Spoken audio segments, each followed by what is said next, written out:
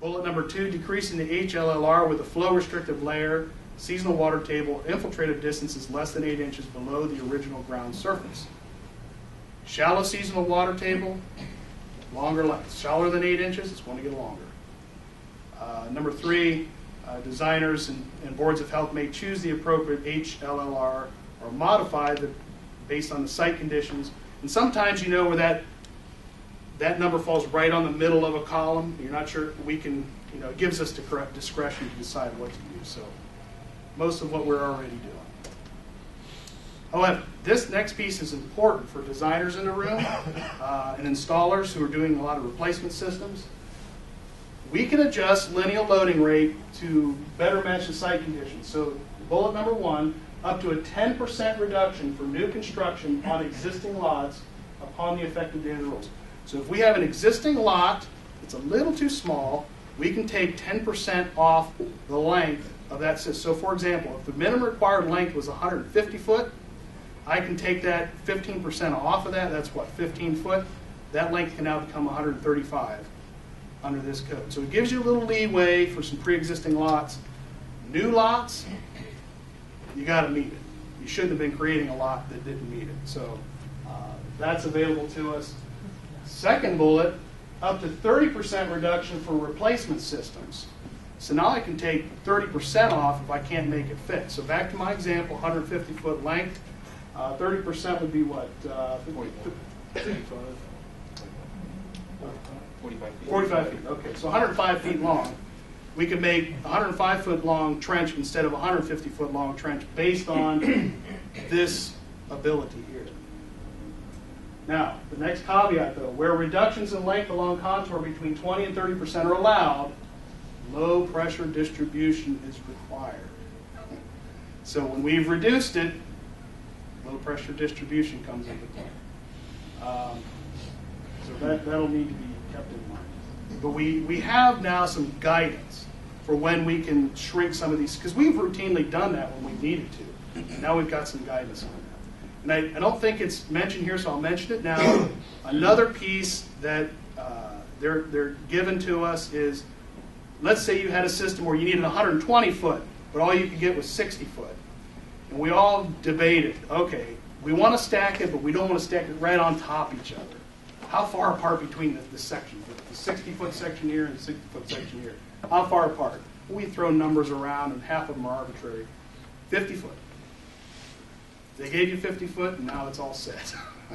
So if you're going to stack systems, you got to have a 50-foot separation between those stacked sections. 60 foot, 60 foot to make the 120. Another piece that I should make mention of here, currently in our code we say if it's greater than 100 feet, you need to go to central distribution down the center of the trench. They're going back to 150 foot. So if you've got 150 foot, you can end feed. Above 150 foot, you're going to probably center feed. So if you've got a 200-foot trench, you're going to be center feeding 100 in either direction. So it's made it easier, again, for some installations. Sometimes that center feed is kind of a pain in the butt to plumb. So if you go to the end feed, it's a little easier to hook everything up. So they're going back to a longer trench for the end feed. In case anybody cares, there are other methods beside the Ohio table that you just saw to determine those lengths and square footages, and they give you those.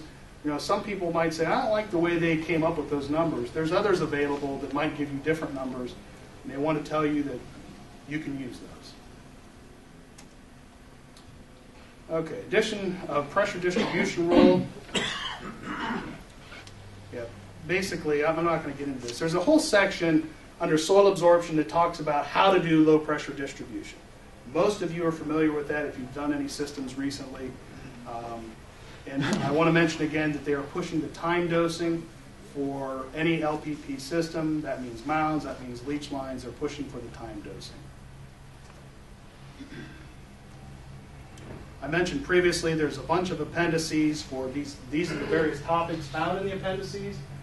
Leaching trenches, mound systems, drip, sand filter, and engineered drainage design. And if they don't get into it, I'll mention a little bit more about engineered drainage here shortly. Okay, and they're telling you how they're organizing their appendices. All right, so here's some specifics on the leaching trenches. Okay, at the bottom here, an important piece. Distance between sidewalls of adjacent trenches. They went away from 6 foot on centers, and they now are saying sidewall to sidewall. So for gravity, you have to have 4 foot sidewall to sidwall. If you're using a 2 foot trench, that's 6 foot on center. So it's the same as it was. However, if you're using low pressure distribution, you can push it closer together. 2 foot sidewall to sidewall. So if you've got a 2 foot wide trench again, and you got 2 foot sidewall to sidwall, now your trench distance between them is 4 foot on center. Low pressure pipe, they're permitting you to go closer together. Gravity has to be farther apart. So I think the reason they put this in here is basically for this reason. If you've got sands and gravels, and you had a leach well, and you have very minimal space, because that lot was a ½ an acre with a leach well, they want to be able to allow you to put in, not bed configurations, but systems that are pretty close to bed configurations with 2 foot separations between sidewalls with LPP and a sand and gravel soil, so you can have a small footprint of a system to fit on that old lot and keep it on lot. You know, it's always been about pressing to keep stuff on lot if possible. So they're trying to, in the technology, allow you to keep stuff on lot and shrink it down a little bit, especially in those sand and gravel soils. Any questions about that?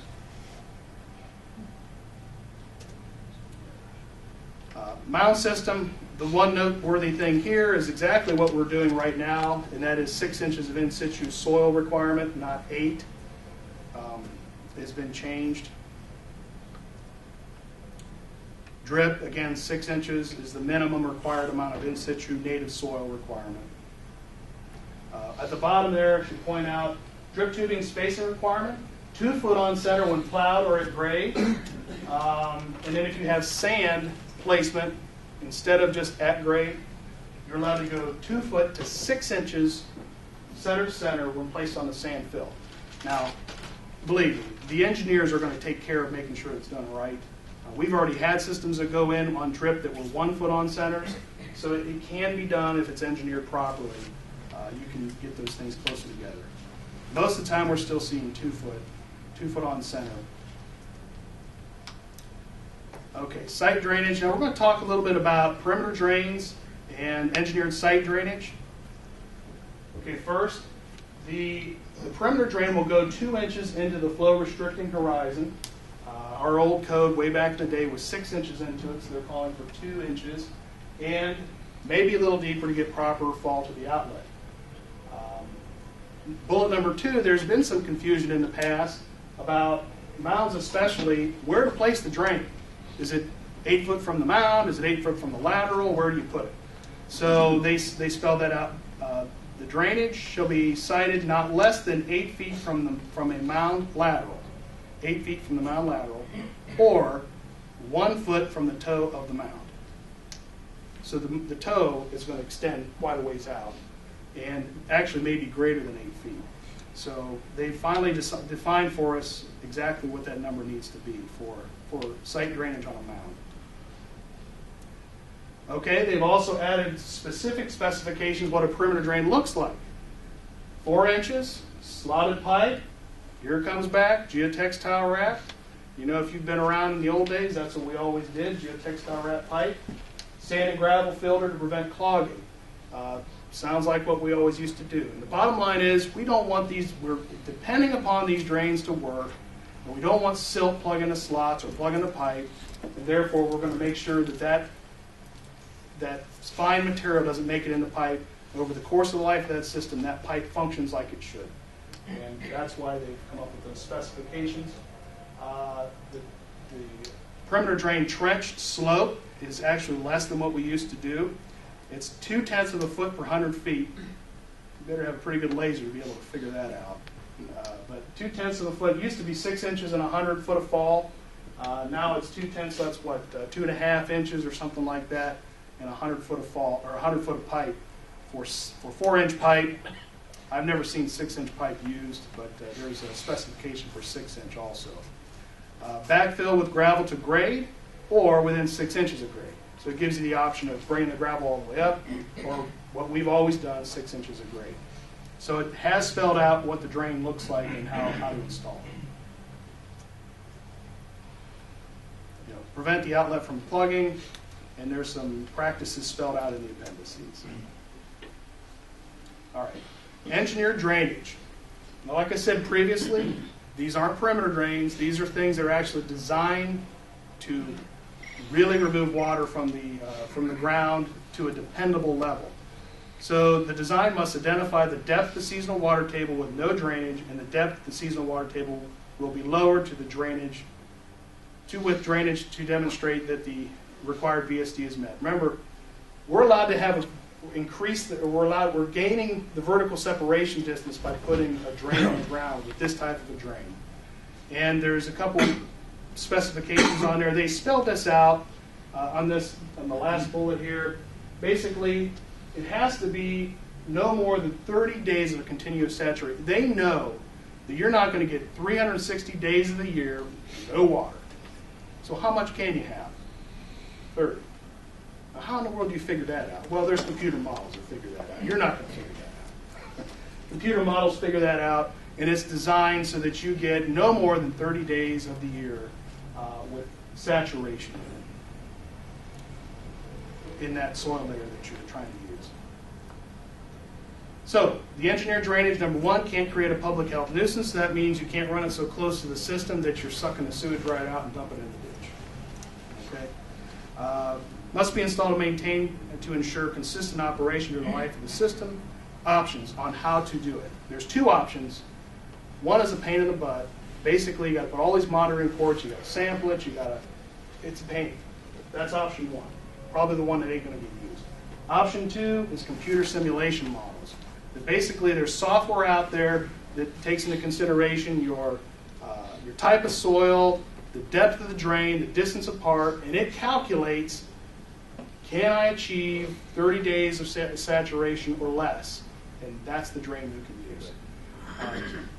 Right now, that computer simulation is run for many soils in this county, but not all soils.